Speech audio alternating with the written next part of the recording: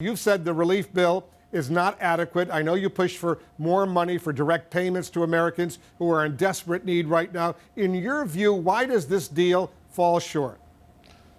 It falls short, Wolf, because this country today is facing the worst set of crises that we have faced in the modern history of this country. I mean, as we speak, you're looking at tens of millions of families that face eviction from their homes because they lost their jobs, they have no income. You're looking at a record level of hunger in the United States of America. We got over 90 million people who are uninsured or underinsured in the midst of the worst pandemic in the modern history of our country. And you see poverty rising very, very significantly. So with all of those crises out there, what we needed was a major, major response to tell the working families of this country who are struggling to keep their families in place, we hear their pain and we are responding. Now, this bill, to be honest, has a lot of very important stuff in it. I mean, we worked very hard. I worked with Senator Hawley to make sure there would be direct payments. I wanted $1,200. We ended up with $600, which for a family of four, the average family of four, will be $2,400. Will that help? Yes, it will. Is it enough? No, it is not.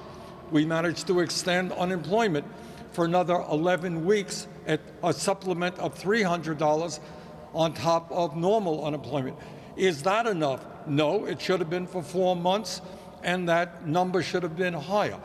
We provided zero financial aid to states and localities all over this country who are suffering devastating financial problems, which will mean they have to lay off firemen and police officers and teachers and so forth and so on. So this is a step forward.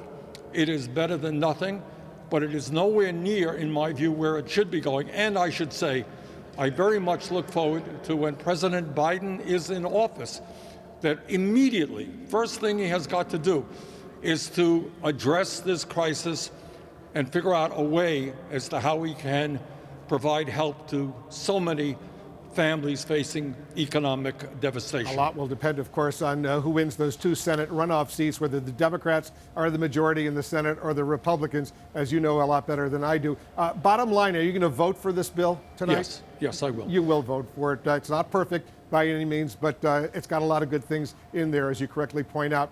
If the legislation is passed tonight or tomorrow, Senator, when can Americans expect to finally receive those much-needed stimulus checks that you fought to secure?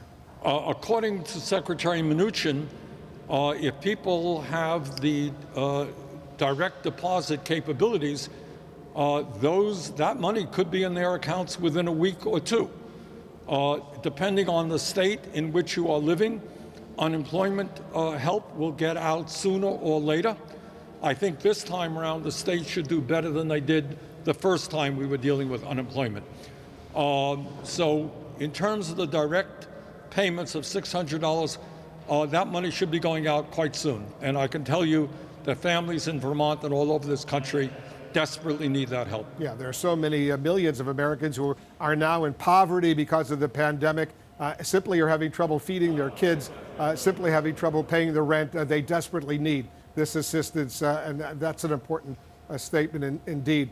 Let me quickly turn to the hack of the U.S. government agencies. While I have you, Senator, the president says China may be to blame, but his Secretary of State, his Attorney General, almost everyone in the U.S. intelligence community believes it was Russia. Why do you think the president once again is willing to contradict his own officials rather than hold Russia accountable? Wolf, your guess is as good as mine. I think the American people are catching on to the fact that we have a president who is pretty far removed from reality. I think the intelligence agencies, his own Secretary of State, suggests that the culprit here is Russia, but he is on, Trump is on an anti-Biden, an anti-China kick, and that's what he is, that's what he keeps saying. But, I think many of us know that the president lies all of the time and take anything that he says with a grain of salt. It reminds me of when I was at Helsinki covering his summit with Putin, and he agreed with Putin, and he disagreed with the U.S. intelligence community that Russia was engaged in trying to interfere in the 2016 election. Senator Sanders, thanks for everything you're doing. Thanks very much for joining us. Thank you very much.